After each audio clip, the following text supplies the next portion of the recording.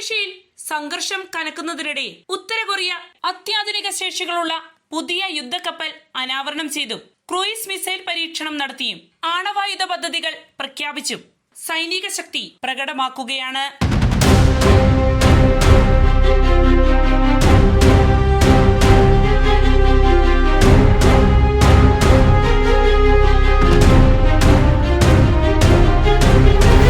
നമസ്കാരം, ഞാൻ ജാസ്മിൻ. പശ്ചിമേഷ്യയിലെ സംഘർഷം ലോകമെങ്ങും ചർച്ചയായിരിക്കുന്ന ഈ വേളയിൽ മറ്റൊരു പ്രധാന സംഭവ വികാസം ഉത്തര കൊറിയയിൽ നിന്നും റിപ്പോർട്ട് ചെയ്യപ്പെട്ടിരിക്കുകയാണ്.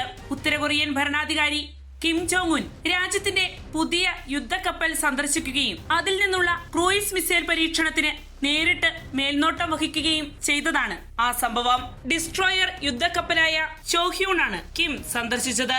ഈ കപ്പൽ ഉത്തര കൊറിയ വികസിപ്പിക്കുന്ന പുതുതലമുറ നാവിക ആയുധ സംവിധാനങ്ങളുടെ ഭാഗമാണ്. കപ്പലിൽ നിന്നുള്ള സ്ട്രാറ്റജിക് ക്രൂയിസ് മിസൈൽ പരീക്ഷണം വിജയകരമായി നടത്തുകയും ചെയ്തു.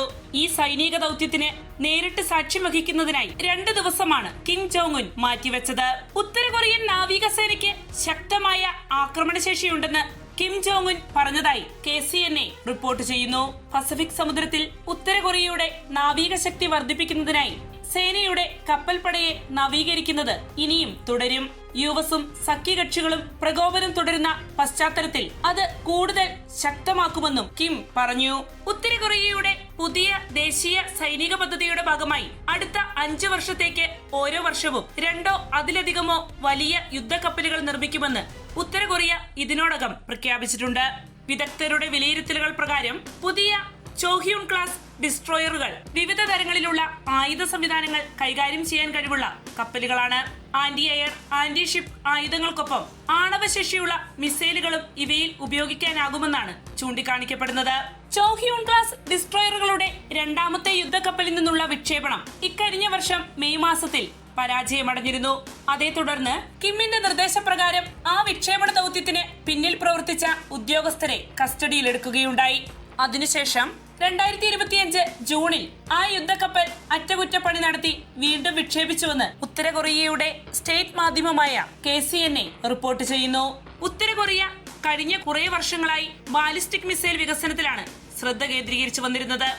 എന്നാൽ ഇപ്പോൾ നാവികസേന വിപുലീകരിക്കുന്നതിലും ആണവശേഷി വർദ്ധിപ്പിക്കുന്നതിനുമുള്ള ശ്രമങ്ങളാണ് ഈ രാജ്യം നടത്തിവരുന്നത്. കിം ജോങ് ഉന്നിന്റെ വാക്കുകളിൽ നാവികസേനയെ ആണവായുധങ്ങളാൽ ശക്തിപ്പെടുത്തുന്ന പദ്ധതിയിൽ തൃപ്തികരമായ പുരോഗതി ഉണ്ടാകുന്നു എന്നതാണ്. ഇതിനൊപ്പം പുതിയ ആണവശക്തിയുള്ള അന്തർവാഹിനികൾ വികസിപ്പിക്കുന്നതും ഉത്തര കൊറിയയുടെ ദീർഘകാല സൈനിക പദ്ധതികളുടെ ഭാഗമായി ഉൾപ്പെടുത്തിയിട്ടുണ്ടെന്നാണ് റിപ്പോർട്ടുകൾ സൂചിപ്പിക്കുന്നത്.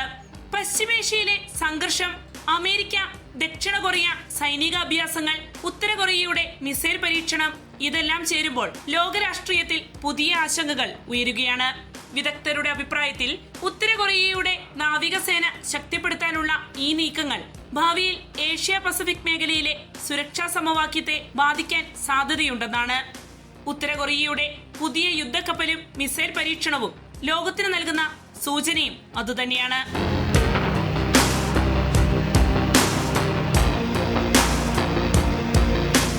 വാർത്തയുടെ നിറം തേടി തനിനിറം.